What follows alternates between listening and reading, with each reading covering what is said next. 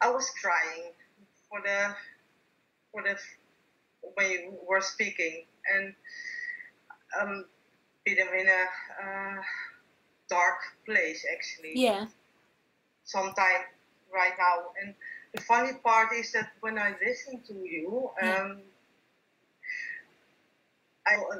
think about I get all stuff in my face here. Okay, it's blocked. Sometimes I think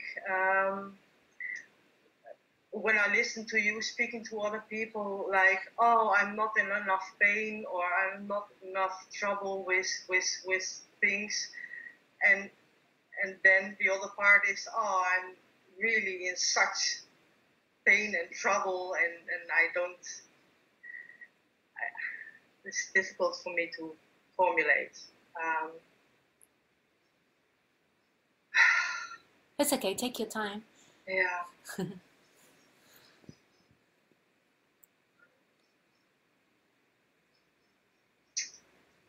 And I really appreciate you taking time. Like that's a really beautiful thing that you have the confidence to just take your time and just to let that happen.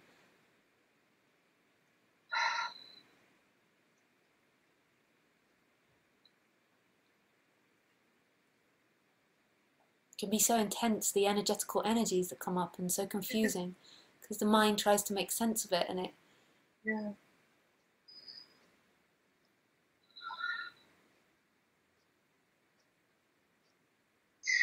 Because I don't know where I am. Yeah.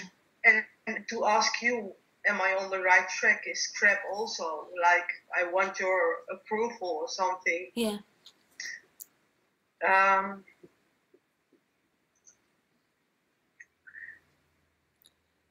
But that's on the surface level, that thought. Yeah. Like so the thought that you should ask me, and then you think, oh, that's crap too. That's on the top, believe it or not. Although it's really profound in a way, like the whole of non-duality is really profound. That's not actually dealing with what's happening underneath the actual energy. So if you feel open to it, I could explore the energy that's going on in the body in the moment, and I just get the sense.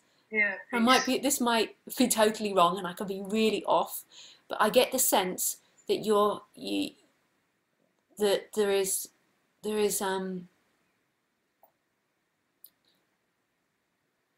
a lot of fear and hopelessness coming up.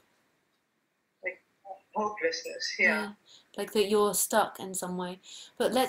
but this is really fantastic. If you can look at the whole of life as an exploration, this is a really amazing place to have got to.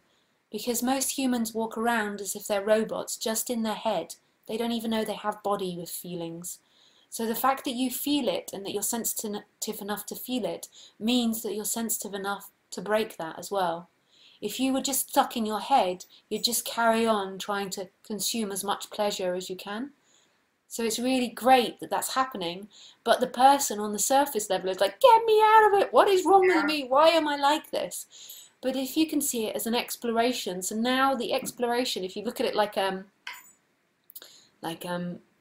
explorers, like I look at it as like little minions going down into this world of darkness. And this world of darkness isn't reality, but it hides there in all humans, and they cut off into just this. And they try to just keep themselves dead. Yeah. And they do terrible things to each other when they're like this, in this dead place, this dead zone. Okay, so if we just go into exploring it, and I tend to ask people to shut their eyes when they explore it, just because the energy becomes more, I do it with them as well, it becomes more easier to recognize.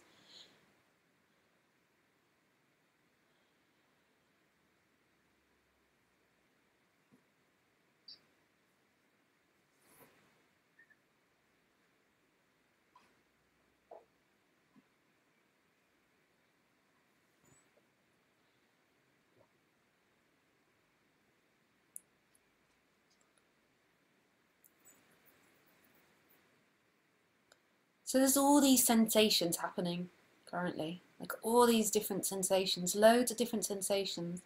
There's a sensation on the skin of the warmth of the room. There's the sensation of the bum and the back touching the seat. There's the sensation of the thinking, the feelings, the heart beating, the breathing. And then the sensation of this tight contraction that's happening in the body. And this is what I would call suffering. This tight energy that feels like it's separate from things. And do you have a place in the body at the moment where that contraction's tightest? Now, now everywhere, but normally spoken here in the, In the where? The hara, on the stomach? the hara. Oh, here, this one. I'm sorry, do you know, I've got such a terrible memory, I can't even remember all the names of the different chakra places, and I studied it for years. Like, it's just terrible. Okay, so the upper stomach, I can't even remember it. Like playing, making harakiri. Yeah. Okay, so the tightness is here.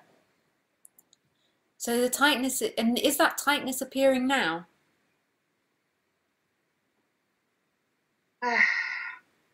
It's softening now. But it's softening. It's amazing. Putting attention onto the discomfort is really amazing. Just resting attention there. But notice in this, you've got two people already existing as you. You've got this contracted energy, which is you, and then you've got this other person, which is resting the attention on the contracted energy. So that you've already divided. You're a divided person, and then you've also got the divided outside world. But there's two parts of you. There's the feeling that you have, and then there's a person that acknowledges it and rests its attention there. And resting your attention on the feeling is the most amazing thing to do, rather than trying to work it out as to why it's there, what it's from. You can loosely explore it and what it wants to say, but resting the attention on it is so profound. In a way, it's like all it wanted you to do is like, it's like, I'm here! Yeah. But this is the most fascinating part, is that one that rests its attention on that feeling. The most interesting part is that one is also known, is being experienced by something. So something else is experiencing that person that feels like it's separate and can move its attention. So that person is also experienced. That one that moved its attention. This is really profound. So you that feels like it's in control of moving the attention and thinking is also being experienced.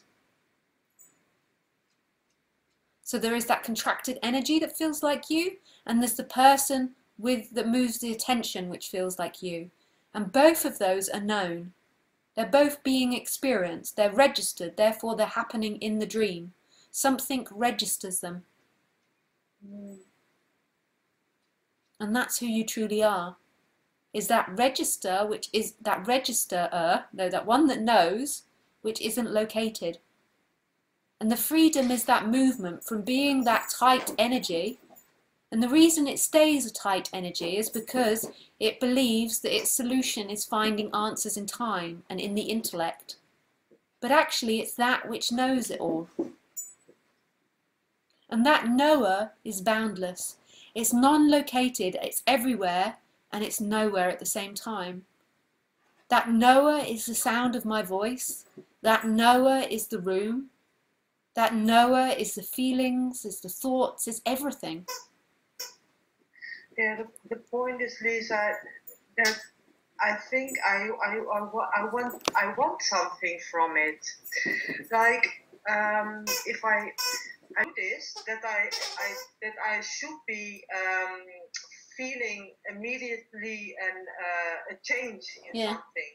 Yeah. The idea I have about it, and I have been experimenting with what you said. Just keep on putting the attention inside. Yeah. And I have to say, it's not changing a fucking bit.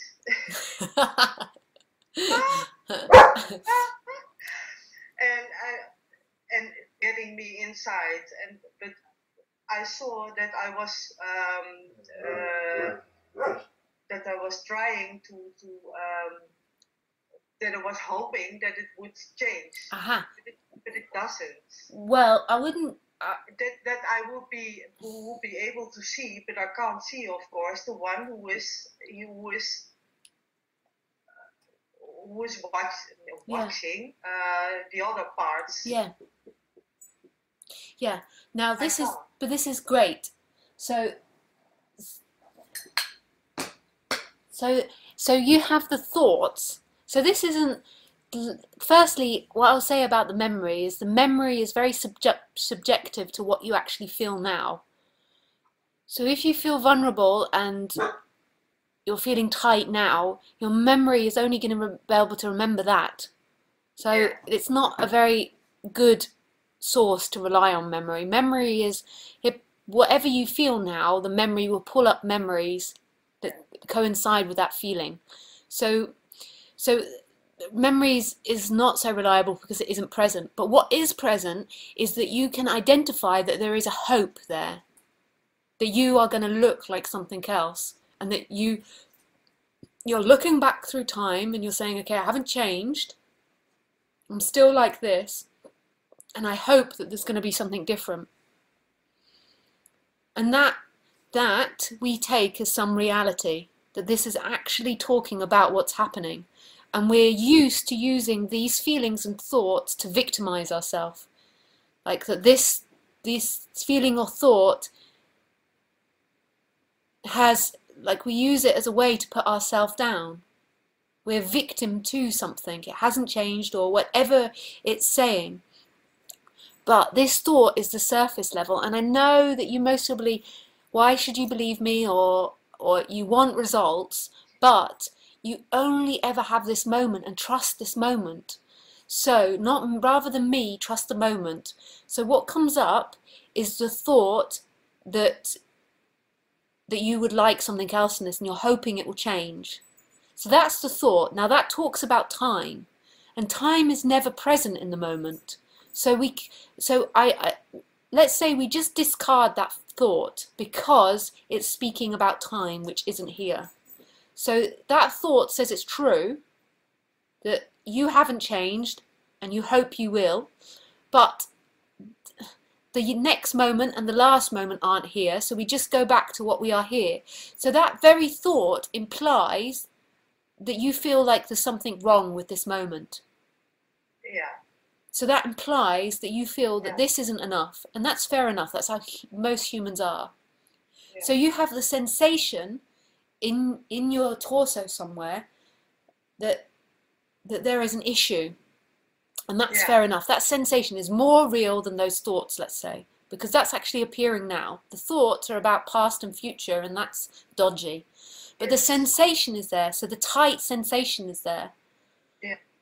So there has got to be a real exploration of that tight sensation, because that's what's currently arising. Not what the sensation says. So the sensation says you're not enough. The sensation says this isn't enough. I don't like this. Why aren't I changing? I want something else. These are all thoughts in time, and they can come up, but they can't actually talk about what's happening. But the more you delve into the sensation, the more that this moment will present itself. What's kept this moment veiled is the constant movement in time. So this sensation is always telling you to go to the next moment.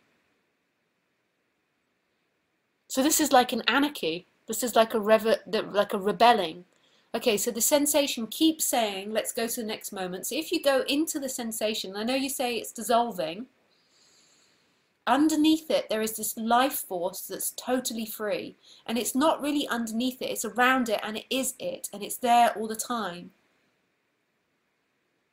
That sensation is appearing in boundless space. Something knows that sensation, and something knows that person that doesn't like the sensation. And I can't talk this out with you. I can keep repeating it, but there's always got to be a going into that. You can't let these thoughts grab on,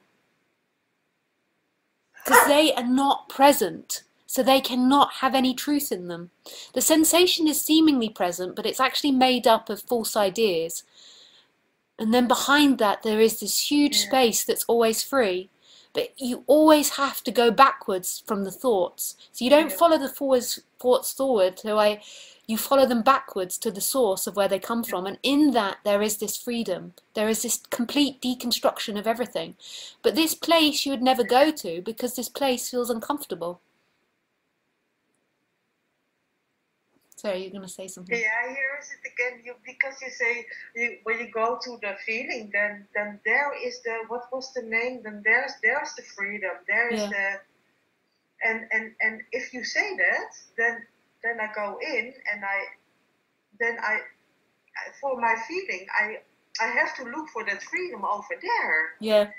But and actually this is what happens with seeking. With all the seeking I am doing, and I take the heart for that to just go to the feeling. But if you say like there is something, then there's the freedom. Then I go and look for the freedom.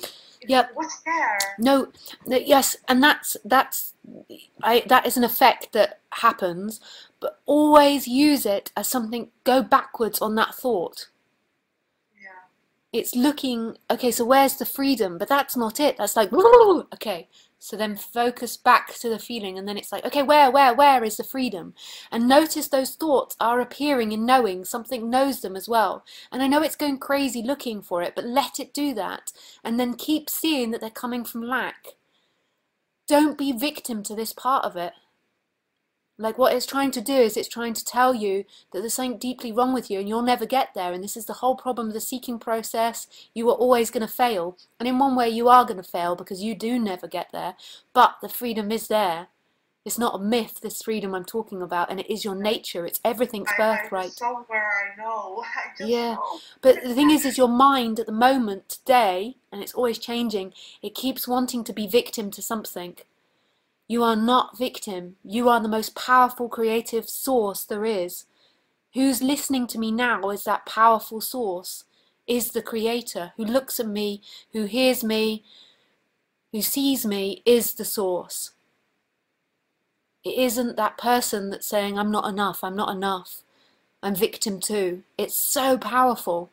There is nothing that's victim here to a practice, but every time those thoughts are going into time, that's an indication, that's a bell that it's not true, that it's an alarm, not a bell. It's not true. And the underneath there is always, I am victim too, I am not loved, I am scared, this is going wrong for me.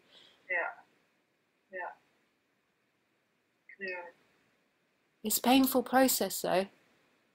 It's the way of the warrior, but it's there in the sights, it's there in the sounds, it's there in everything that appears.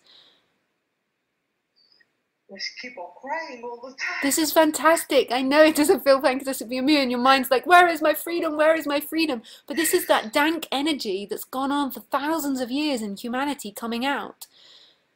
So this new generation, or this generation, the next couple of generations has to do this, otherwise humans kill themselves.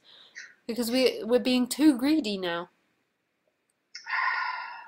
So you're crying for all your ancestors, for every story that ever happened, for all of that information of humanity. So there's a lot of tears in a way that's to come. It's so beautiful though, because when you're crying and when you're laughing and when you're dreaming as well, all these energies are changing and being let go of. The mind keeps saying, no, I'm a failure, because that's what we feel deep down, is that we're wrong, we've got it wrong, I'm victim too, I've done it wrong. It always feels that, fear and lack, and it keeps trying to go into the thoughts. No, there is something wrong, this is what I always do. It keeps trying to work it out. And this is free fall from anything you think you know. And you can always use it as an alarm, like as soon as it starts saying anything like that, they're too spoiled. Yeah, thank you so much, Lisa. Oh, with pleasure, with pleasure. Couldn't pronounce my name. So yeah. And you can watch this back on YouTube, so you can hear things again, because sometimes you miss things when you're listening. Okay. Thank you, sweetie. Bye.